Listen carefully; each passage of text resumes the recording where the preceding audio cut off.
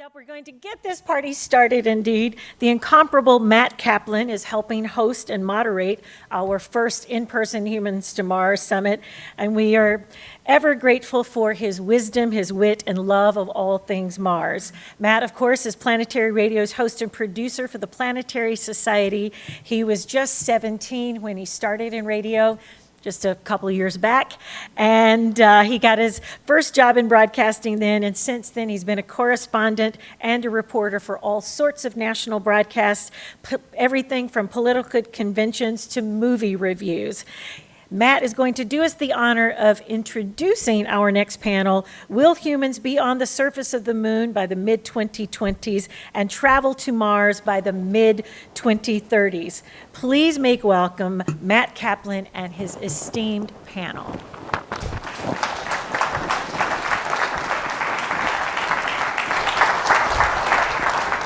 Hello again, everyone.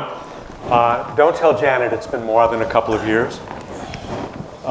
We are honored to get things rolling, get the party started, as you just heard from Janet. And we have 4 terrific panelists today. You only see 2 on stage because we have 2 who will be joining us internationally, virtually on, for those of you here in Betts Auditorium, on the big screen behind me, of course.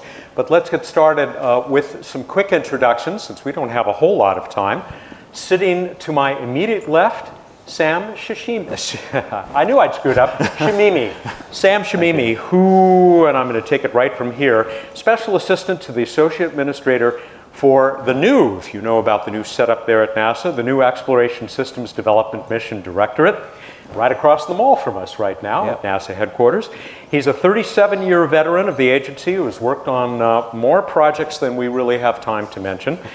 Sam, I understand that a big part of your job now is maintaining collaboration with NASA's partners around the world. That's correct. Must be a very exciting time with Artemis going into high gear. It's very exciting. Like the early days of Space Station when we created the partnership for the ISS. It's very exciting. Yeah, absolutely. Yeah, and you've got a bunch of people here who can't wait to see that first woman and next man step on the moon as the next step to the red planet, right? That's right. Yeah. We're going to introduce Hiroshi Sasaki next. Hiroshi, welcome. It's good to see you again. I'm going to look at the screen in front of me here and hope that he joins us. Hiroshi is Vice President and Director General for Human Spaceflight Technology, the Human Spaceflight Technology Directorate at JAXA, the Japanese space agency, of course. Hiroshi, are you with us? Perhaps not. Well, in the meantime, we'll see if David Parker is here. David, also welcoming you back, a couple of past guests on Planetary Radio. David Parker is the Director of Human and Robotic Exploration for the European Space Agency, ESA. David, you must be also looking forward to Artemis because of that ESA-provided Orion service module that's going to be headed to the moon very soon. And David, are you with us? Well, we'll see if they drop in later. Gentlemen, it looks like it's just us for now. So John Marzano, it's your turn to get introduced. John directs the Human Landing System Program at Northrop Grumman. And I just wonder, John, if with real focus on the Grumman portion of the name of the corporation, if you guys are really excited to see humans returning to the moon, since it was Grumman who got them safely down to the surface 50 years ago last time, right? Yeah, I know. My team is definitely excited to watch that event happen again. It's been too long in coming, and we're all committed to making that happen. Yeah. All right. We will go ahead then with the first of the brief presentations that our presenters are going to have for us today. And Sam, that means that you're up. Yeah, so my boss, Jim Free, sends his greetings and salutations. He wanted to be on this panel, but headquarters duties took him away from here, from DC. He also, for David Parker and Sasaki-san, Jim extends his greetings to y'all as well. And David, he'll be there in Europe there here soon. What I'd like to also highlight is that this is the 10th year of the NASA ExploreMars partnership that started back at MIT, actually. And before Humans to Mars Summit was created, we had ISS to Mars Summit. back 10 years ago, and we did that for several years, and then it eventually evolved to Humans to Mars Summit. So I'm very excited about that. That's great. Without further ado, I'd like to go ahead and roll the video. We're going to the moon to explore, and we're going to the moon for scientific discovery. Our destiny is always to go and see what's further and what's next. The moon is a stepping stone, and the moon is a place we need to learn how to live so that we can continue to go beyond. We are focused. We are focused on all that lies before us. Only together will we bring to life this global ambition of returning to the moon. And while our work is far from finished, we've never been closer to seeing a new generation step beyond our home planet. We are building on the achievements of those who came before. The giants who conquered gravity and raised a banner in the heavens, they beckon us to go farther, to the moon and on to Mars, to seek a deeper understanding of our universe and bring all that we learn home. The daily efforts of thousands of suppliers from all across this country and around the world fed into stunning milestones and laid the groundwork for history. Launch team, go. Artemis has been woven into our culture. It has fostered collaboration across the aisles and across the ponds. It has grown beyond plans and preparations to include hardware and software. And now, it has a heartbeat.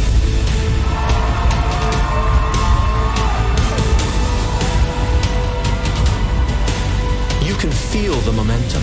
It is undeniable. We are going. And together, we will see Artemis light the way. We are going to the moon to learn how to live on other planets for the benefit of all. Let's go.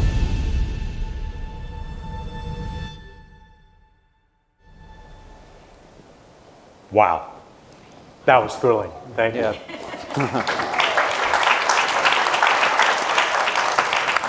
We will go to John Marzano's presentation, and he has some slides for us. John? Yes, thanks, Matt. Perfect. Well, that's the target right there, everybody. Mars. I spent my life kind of looking towards what did I want to do in the future, and honestly, as I got older and older, and I went to college, I realized like space is just one of the most exciting things we can possibly be involved in. So, for me, we're all here for the same reason. It's because we're trying to accomplish three primary objectives, which are to push deeper into space, really establish a presence, permanent presence on other celestial bodies that will preserve humanity and allow us to understand exactly why we exist. This is, to me, the most exciting mission we could possibly be a part of right now. And space is hot. I think we can see that it's trending. Kids love space. The Lightyear movie's coming out. This is, honestly, space is an inspiring opportunity for us. And, the drawbacks are that there are roadblocks that could prevent us from being successful. So, budgetary constraints, conflict around the world. There are things that could prevent us from accomplishing this objective. And, me for one, being the director of the Human Landing System at Northrop Grumman, I'm very focused on, our community coming together and making this a priority. This is an incredibly important priority that we have to get behind. And, I know you're all here today because you believe in that as well as I do. The three things that I think we need to stay focused on are a sense of urgency. We have to move quickly.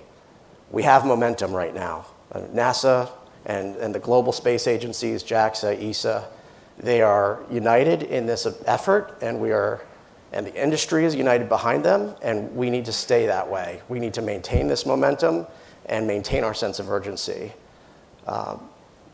The second thing that we need to have is determination. So the technologies to get to the moon and to Mars are achievable. There's nothing that we need to develop at this point that we cannot do, right? I know from experience working across a number of human space exploration programs, everything is within reach at this point. Now it's a matter of implementing it. And the third thing that we need to make sure we do is collaborate. We need to collaborate tightly across the space agencies as an industry and as individuals. We need to be committed to this goal and stick together as we work to accomplish it. Next slide, please. So I just wanted to share a few examples. Northrop Grumman's involved in the Artemis program, and these are some of the things that I'm particularly proud of. The Space Launch System, of course, in the upper left corner. The Cygnus spacecraft that we launch on our Antares launch vehicle. The Launch Abort System in the bottom left. And then in the middle, you can see the Habitation and Logistics Outpost and the Lunar Terrain Vehicle. And this is just a subset of all the great programs that are going on from a space exploration perspective right now. But I'm proud to be part of all these programs and really, really excited about the future of where we're going as a species and as a country. So with that, I'll hand it back to you, Matt. Thank you, John. Thank you.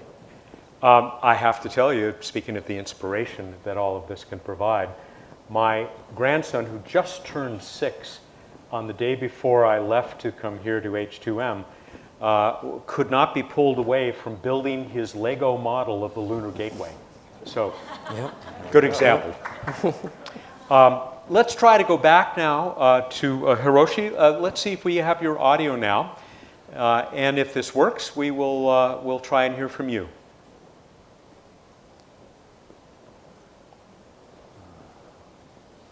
No, I'm afraid we still can't hear Hiroshi. At least here in the hall. I don't know if this is going out over the webcast. I apologize. David, could you try saying hello? No, same. Damn shame. We both want to hear about those contributions. All of us want to hear about those fantastic contributions that JAXA and ESA are bringing to the table to help make Artemis possible. Hopefully they'll be able to still have time to resolve these technical difficulties, so don't go away. But Sam, I think I will go back to you because, right. I mean, John touched on this as well, the importance of the collaborative nature of Artemis. The collaboration continues to grow, right? Yeah, so for human spaceflight, collaboration has always been the key for us at NASA, working with our partners around the world and building, basically, it's not just the hardware, it's the actual community itself. A lot of people talk about the ISS as being a technology marvel, one of the best or greatest in the world, but the point is not the hardware, the point is the partnership, working across the world, building relationships, building this as a community together to go beyond low Earth orbit and on to the moon and Mars. Could you even imagine this kind of undertaking? I mean, it reminds me of what happened with Space Station Freedom, which I know you remember well, which of course became the International Space Station, seemed to be an essential step in making that happen. Is that true of Artemis as well? Yeah, so we envisioned Artemis from the very beginning, like the Gateway. We wanted it to be, again, a continuation of the partnership that we solidified on Space Station, and then we're taking that also to our transportation system. As you know, you mentioned the ESA service module for Orion. We're also taking that to the lunar surface. And we are having collaborative discussions today with many partners, even beyond the ones we have for Space Station, to take us to the lunar surface. And then we expect, again, to have that same collaboration when we go to Mars. John, you guys, Northrop Grumman, you've been in this from the start. Working with this kind of international collaboration, it does present engineering challenges, right? There's an enormous amount of systems engineering and coordination to make everything fit together. Right. Yeah. I mean, we can see it day to day, right? Just virtual teleconferencing and how we interact with each other. I mean, I think we have to be careful as a society that we don't kind of get ourselves cut off because of the effects of COVID-19 and kind of being, isolated. We still have to maintain that close, interaction with each other. It's challenging, but I know from experience I have a global team on the Human Landing System program, and we do what we can to interact in person, to interact remotely. Got to keep doing that as much as we can. Sam, we didn't need a pandemic, right? Well, we didn't need it for any reason, but we certainly didn't need it to get in the way of getting us back to the moon, did we? Sure, yeah. I mean, just in terms of what it's continuing to do, even with vaccines available, in meeting the timetable that we'd all like to see it meet. Shall we try again here? Hiroshi?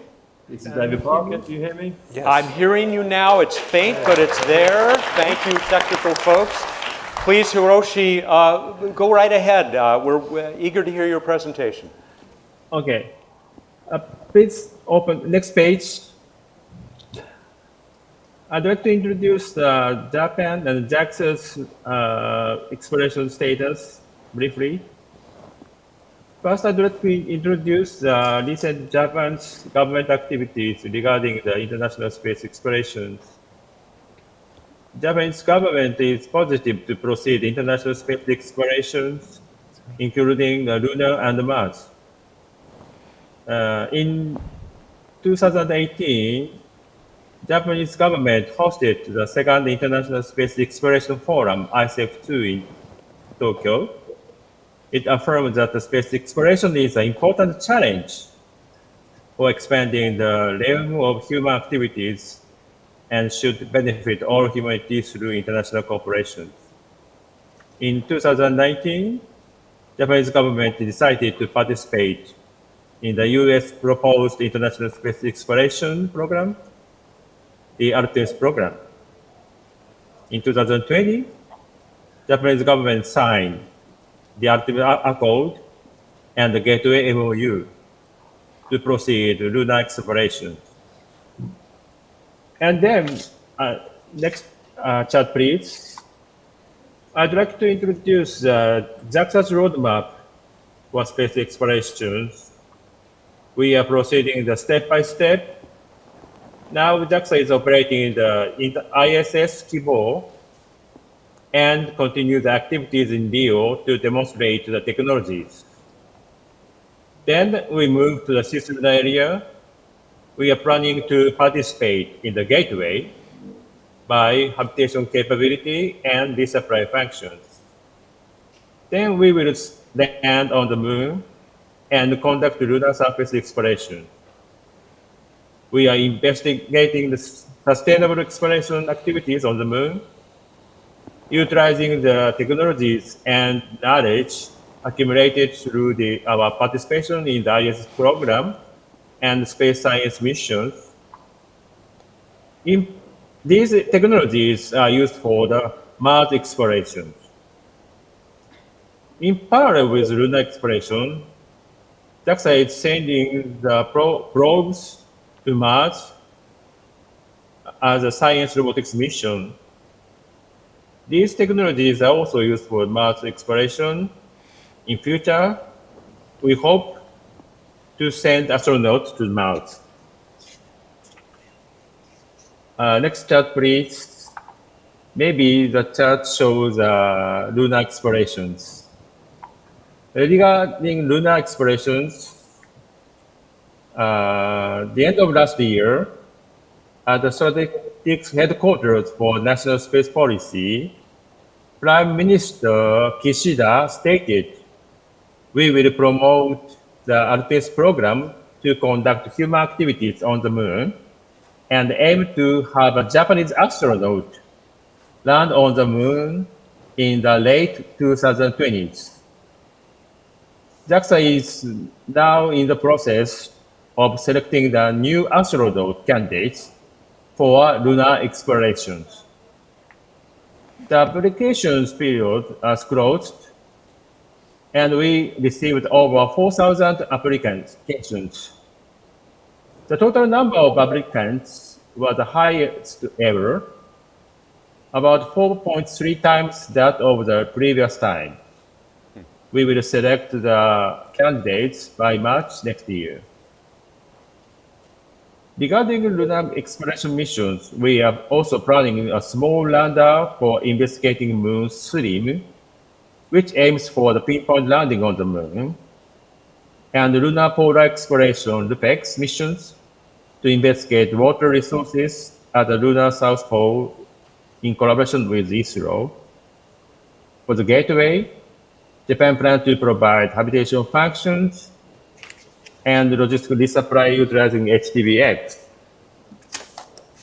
In addition, with the aim of establishing sustainable lunar exploration activities in the future, we are also conducting the research and development on a crewed pressurized rover, as well as joint research in various fields such as construction, agriculture, and food. Next chart, please. For Mars explorations, JAXA will first aim to observe the Martian atmosphere and return samples from Phobos, one of the Martian moons, as part of the Martian Moon Exploration (MMX), an international collaboration mission that will play a central role in JAXA's small celestial body exploration strategy following Hayabusa 2. MMX will make the first Mars orbital return, which is an essential technology for human Mars exploration, and will acquire detailed information on the Martian moon, which is considered to be used as an orbital base for human Mars exploration. Beyond MMX, we plan to participate in the Mars Ice Mapper project, which is internationally under consideration. Next chart, please. At last, I'd like to introduce Japan's lunar explorations missions scheduled within 1 year.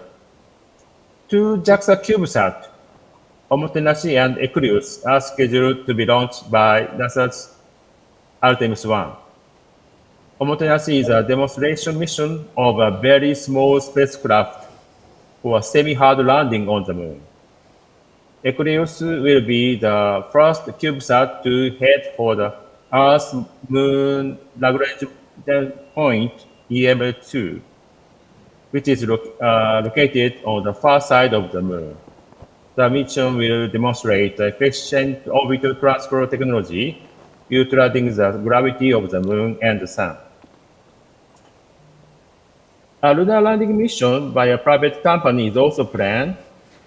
The mission will also include the formal lunar robot developed by JAXA in collaboration with the private company and the universities.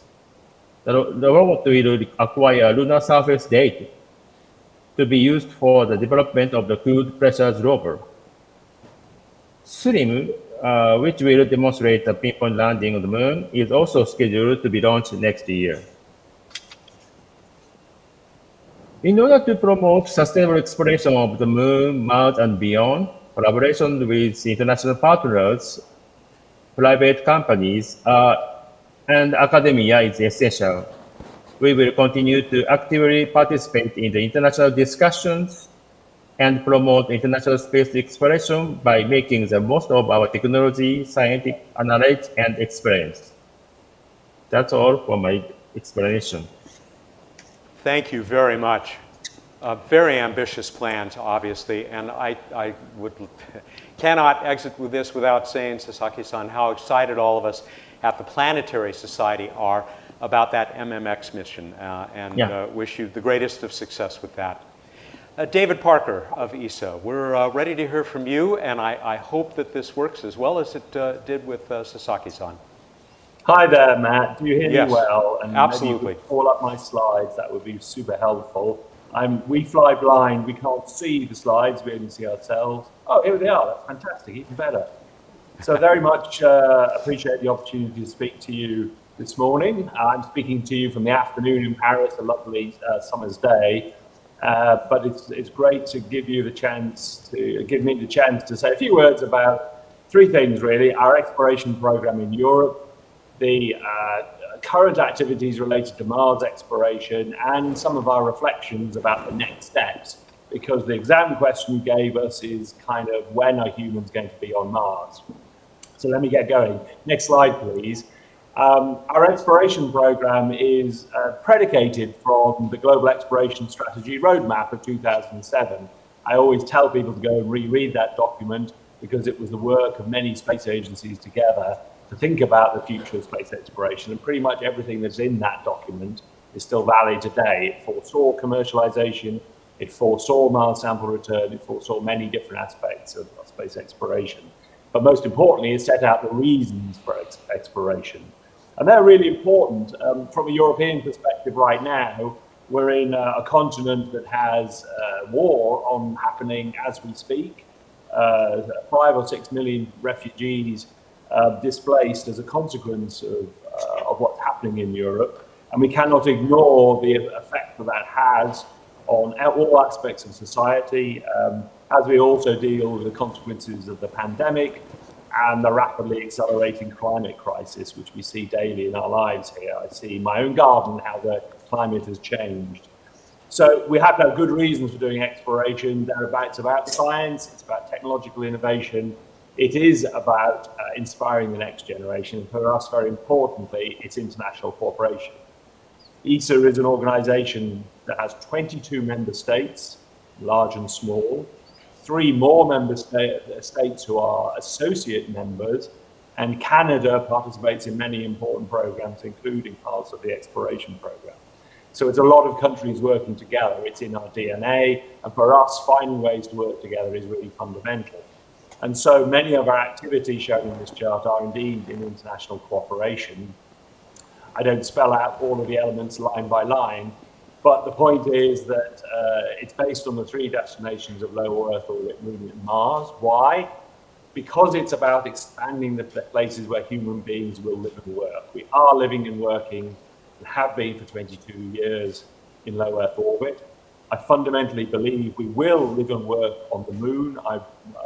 ESA's view is that there will one day be a research station, maybe many research stations on the Moon, exactly as we have Antarctic research stations today, doing science of the Moon, from the Moon, and supporting technological developments in the springboard onto Mars. So Mars is a horizon goal for exploration for humans. I always say it's not, I can see the horizon is as far as I can see, but there are many exciting places beyond that horizon. Next slide, please. So very, very briefly then, I recall the International Space Station as being this place, this model of international cooperation, and it must continue. It has a lot still to offer in terms of science and technology. I mean science and technology that comes back to serve us here on Earth, not only preparing to go further. The next place we will go to, yes, is the Moon. Next slide, please. Yes, we are a participant in Artemis by providing European service modules. The first 6 are under contract now. We're entering negotiations with industry for number 7, 8, and 9. But also we're building, in cooperation with Canada and Japan and JAXA, 2 of the 3 modules of the Lunar Gateway, the International Habitation Module, and Esprit, which has become Esprit XL, a full-size module, but also a refueling module, and also with the windows that will allow us to take amazing imagery, or the astronauts to take amazing imagery from their vantage point on the Lunar Gateway. We're working on lunar communications. The first commercial lunar communication satellite, Lunar Pathfinder, is under development, and we are going to buy services from that to support lunar exploration. And we're thinking about and working on a full constellation of lunar comms and navigation satellites by the end of this decade to start building up the infrastructure that we're going to need for sustained lunar exploration. But yes, indeed, the horizon goal is Mars. So my next slide, a few words about what we're doing in Mars exploration now and in the future.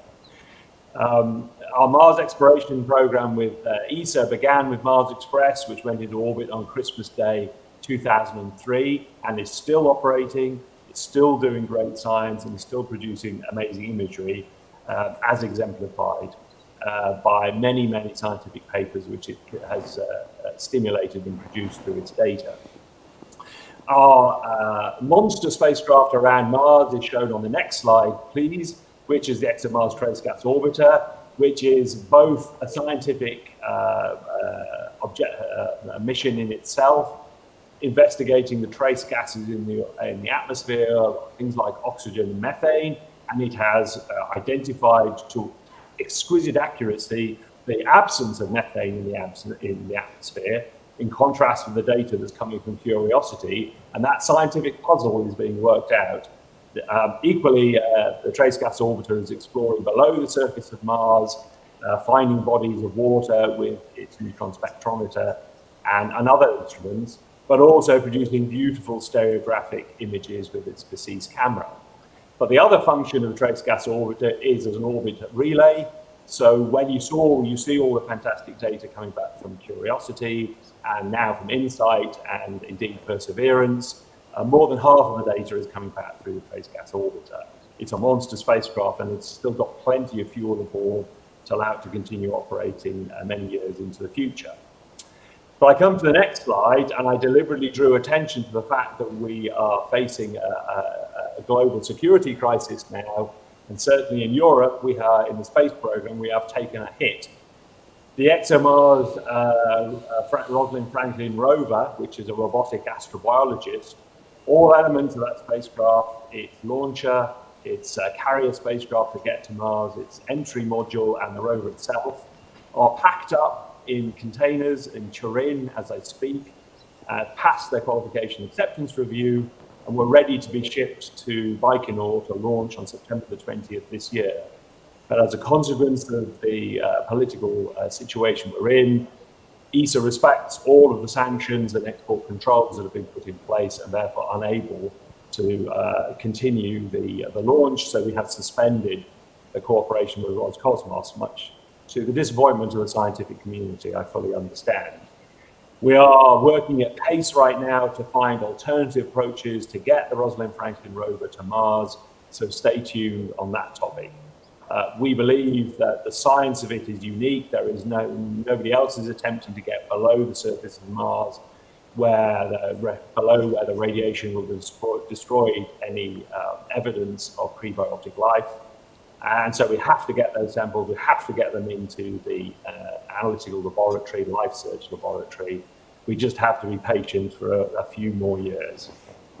But meanwhile, next slide please, we're working hard on Mars sample return, the first round trip to the sample of the surface of Mars. For me, a scientific goal, but also a stepping stone to humans to Mars. And the little inset picture shows you the Earth return orbiter, the first cargo craft designed to go to another planet and come back again with scientific treasure. The other European contributions are the sample fetch rover and the sample transfer arm for this cooperative program with NASA. So we're working hard on all of those elements right now. Next slide, please. But then magically, one day, the human explorers will come. It's an easy jump to make, but it's not that easy. It's a factor of 10 or 100 times more complicated to make the round trip with humans to Mars. And so we at ESA have been thinking about the next steps. Next slide, please. Our reflection on our overall long-term exploration strategy. If you could just press the button a few times and all the animations will appear. Thank you.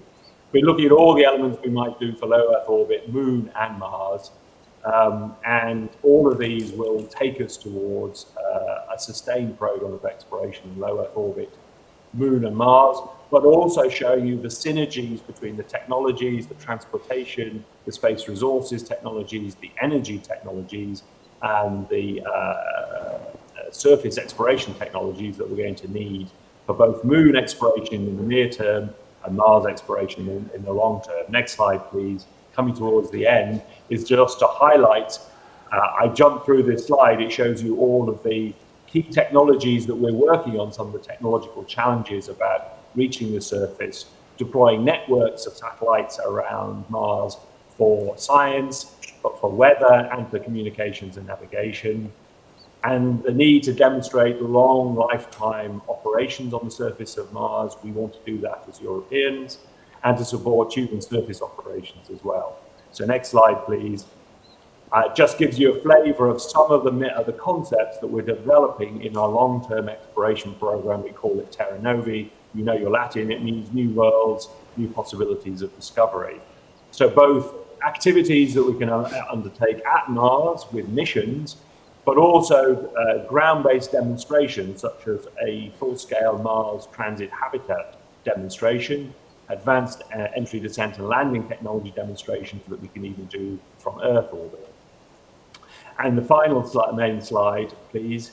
I show you how we are on this journey from low Earth orbit to the moon, but also with our robots now and preparing for the sustained exploration of Mars, looking to make that historic leap and get there by the end of the next decade. So my final slide just leaves you with my thoughts, and thank you very much for your attention. Thank you very much, David. Great presentations. I'm going to use moderator's prerogative and take us a little bit beyond our scheduled end because we got a late start. Because I do want to have at least a couple of minutes for those of you who are here with us at GWU to ask any questions. There are Q&A microphones down at the bottom of those two side aisles. So if you have a question for any of our panelists, you might want to line up there now. We won't get to more than a couple of those. But David, you brought us back to the theme of this session right at the end there. It looks, Sam, John, Hiroshi, it looks more and more clear that we will see humans return to the moon by the mid-2020s, this decade. We all know space is hard. Mars is harder.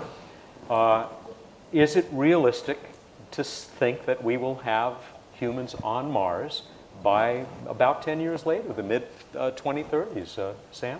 Yeah, I think from my perspective, we need challenging goals. But the challenging goals have to be tempered by space is hard. I get this question all the time, when are we going to put humans on Mars? When I come back with an answer is, can we get out of low Earth orbit first? We're trying really hard to get out of low Earth orbit here in the next couple of months, at least from a test flight perspective. Then a couple of years after that, then humans, and then get the gateway built, and then get on the lunar surface. There's lots of challenges out there just to get out of low Earth orbit, not to mention the challenges that it takes to get to Mars. John? Anything to add to that? Yeah, I think it's very possible that we could accomplish both of those goals. I think the hardest part is it has to be a sequence of events that kind of coalesce together. There's many moving parts that have to kind of line up properly. From a launch vehicle perspective to the space transport vehicles that take astronauts out to the moon and eventually out to Mars. And then, of course, the landing technologies. All those things have to kind of come to a level of maturity that will help us kind of not only realize that, but once you get to the surface, that's the hardest part, right? Because there's extreme temperature changes, especially on the moon. Where surviving the night is really one of the biggest challenges. So this has to be a multifaceted approach where multiple different streams of technologies are being developed simultaneously in order for this to happen. But I believe we can do it. To say little of one of the other challenges that will be addressed during this Humans to Mars Summit, the challenge is to just staying alive, right. Happy and healthy on that long journey. David, I loved seeing that beautiful slide of the Rosalind Franklin ExoMars rover, but of course that brings up yet another challenge, the international challenge that you mentioned. Do you see us being able to work with this rapidly changing geopolitical situation and make sure things keep moving forward? Well, I think the answer is we have to. We have no choice. We are where we are. We have to find reinforce our partnerships go forward together. The International Space Exploration Coordination Group is one of the places that happens. The Artemis Accords is a US-led initiative that is also supporting the pulling together of the coalition of the willing. But in answer to your question to Sam, obviously, ultimately it's a question of budget and priorities. So I'm so old as to remember the Apollo era, but also to know that NASA's budget peaked in 1966 at 3.5% of the federal budget. And correct me if I'm wrong, it's somewhere around about 0.5% of the federal budget today. That tells you a lot. It also tells you a reason for having international cooperation. But also there's the question of the political priority. Technologically, things can be done if there's infinite money, but then where does space exploration and Mars exploration figure in the priorities, and what are the reasons for going? If there were dinosaurs or diamonds on Mars, the money would flow. But the question is, what is the convincing set of arguments that support a long-term sustainable exploration program? That's something that we've been giving a lot of thought to. Let's hope that we very soon find some of those diamonds on maybe at the South Pole when we go hunting around there for something almost as valuable on the moon, that water. I guess we have 10 more minutes? Great, thank you, Chris. We just got a little bit of an extension here. And we do have one question coming from the audience. It's a little hard to see past the lights here, but go ahead and grab that mic and introduce yourself. Hi, my name is Ajay Kothari from Astrox Corporation. My question is, you want to try to get to the moon in the 20s, and then, of course, Mars later on. If you want to do that fast, why add the complexity of the gateway? So I just don't understand that at all. I mean, direct to the moon is quite possible to do with, whatever we have, Starship or even Falcon Heavy can get to the moon surface. And you talked about diamonds, and we do have diamonds. Water ice is diamonds for the moon. Exactly, yeah. So we need to get to it as soon as possible. And I mean, I would really love to see. You're asking the right people, not me, but them. But Come on, Matt. I suspect some of the answer why Gateway is because we're going to stay this time. Yes. So one part of it is when we created Gateway with all our international partners, with Canadians and ESA and JAXA, was to move out of low Earth orbit with infrastructure. That we would be able to have infrastructure around the moon that we would be able to sustain over a long period, that will get us out of low Earth orbit and a place to go. And also, the Gateway provides global access to the lunar surface, and it also provides a communications relay, and it also provides us a staging point for building out the Mars transit vehicle. So like many things with human spaceflight, it doesn't have just one purpose. It has multiple purposes. And I said earlier that the partnership is just as important as the hardware. This Gateway project got us the partnership to get us, all of us, out of low Earth orbit and into our first stepping stone out of the low Earth orbit around the moon. My question was Sam. Can you grab the microphone again, because that way other people will be able to hear, and then we're going to move on. I think we may have, we have another question waiting in very limited time. Just very quickly. Very short. There are always pluses and minuses with everything. There is obviously a plus here, pluses here, but the minuses outweigh the pluses here. And that's all I want to say for NASA. I'm sure there are a variety of opinions on that position. Yeah, but thank you. If there's an old saying that if you want to go fast, go alone. If you want to go sustainably, you go together. Thank you. Let's go over here. Hi. You want to? Hi, oh, you have the mic. It's very difficult to see past these lights. Great. Hi. So my name is Dr. Catherine Rail. I'm the senior scientist for the Chief Scientist's Office of NASA. Can you hold a little bit closer? Oh, sorry. To that? There you sorry. go. My name is Dr. Rahil. I'm the senior scientist for the Chief Scientist's Office of NASA's Human Research Program. And I just had the pleasure of actually visiting ESA's DLR facility out in Germany last week, and I had an excellent meeting with a group of folks there. And we had a lot of great conversations, and something that really stood out to me that I was hoping maybe that you could touch on is that there was a pretty great emphasis on kind of a lot of the short-term responses from a human perspective on your initial responses to basically encountering the lunar environment, and also how that would play into encountering, obviously, you know, the Martian environment as well down the road. I was just curious if, you know, I don't know if, David, if you have any thoughts on that, or anyone here, in terms of, from a human biological perspective, obviously, you know, my program is very interested in understanding those mechanisms in terms of how we respond and how we can thrive or create countermeasures for that. I would really be curious to learn more about ESA and their basically their perspective on that, and what are you most focused on emphasizing, I guess, for lunar missions initially, and how that would carry over into Mars.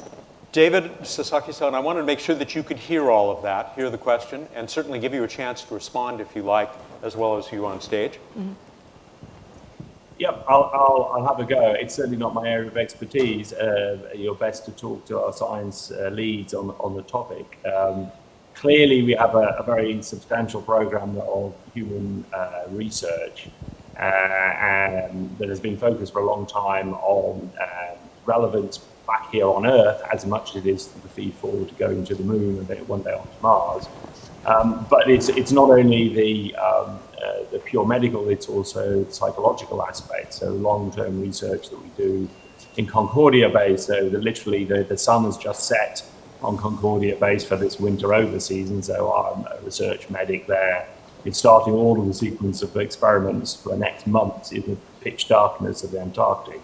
And that kind of range of research that we're doing now is absolutely trying to prepare us for going to the moon and onto Mars.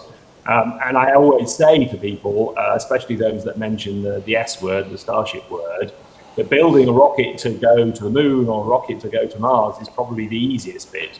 The landing safely, the supporting crew, feeding them, protecting them from the space environment, making them functional when they arrive on the moon, let alone on Mars, are where some of the greatest challenges lie, and those exactly is where our scientific research program are focused in the near term. Thanks. Do you ever expect years ago for anyone to tell you, rocket science, that's the easy part. It's biology and physiology, that's the problem. Sasaki-san, did you want to respond to that? But I also wanted to give you a chance in our last couple of minutes to respond to that overall theme of, are we going to step on Mars by the mid-2030s? It looks like Japan's program is certainly focused on that.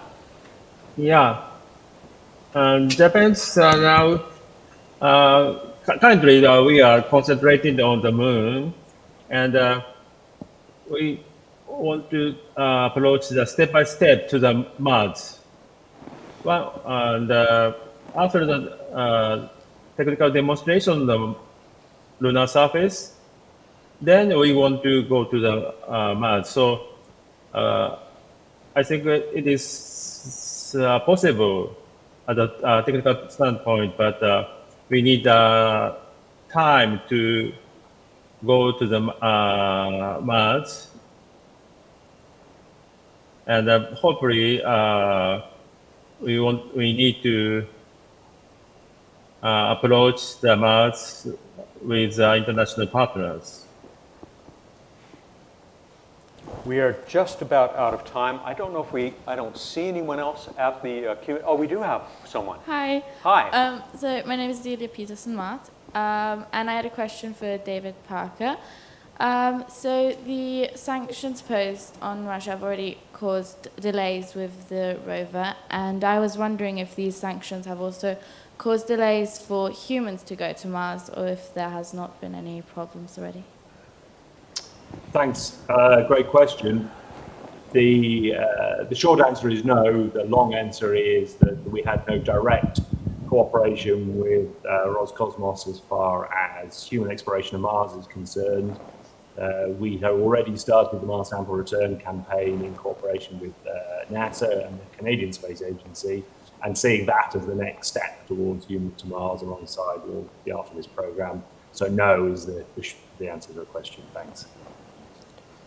All right, I don't want to push our luck too far here. I think we have used our grant of an extra 10 minutes. But I will ask if either of you on stage have anything that you want to add before we close out. And we are going to a break immediately after this session. And then, of course, we'll continue with the great program that is set out for the rest of the day. But gentlemen, anything else to add? John? I have 2 daughters. One is 5 and one is 2. And honestly, I can tell them every day I work on designing spacecraft, and they are, blown away by that. So I believe that diversity is the key to, really accomplishing this. As I said, collaboration is critical, the sense of urgency, the determination. But, collaboration is only effective if we have a diverse set of thinking and different types of people from different walks of life. And, that makes us more efficient, and we're going to be more successful if we think that way. So I just wanted to leave the audience with that thought. Thank you. Thank you. All right, gentlemen, thank you so much. Great pleasure and a great start. Thank you, all of you. We'll see you on Mars, and we will turn things over back now to Chris Carberry.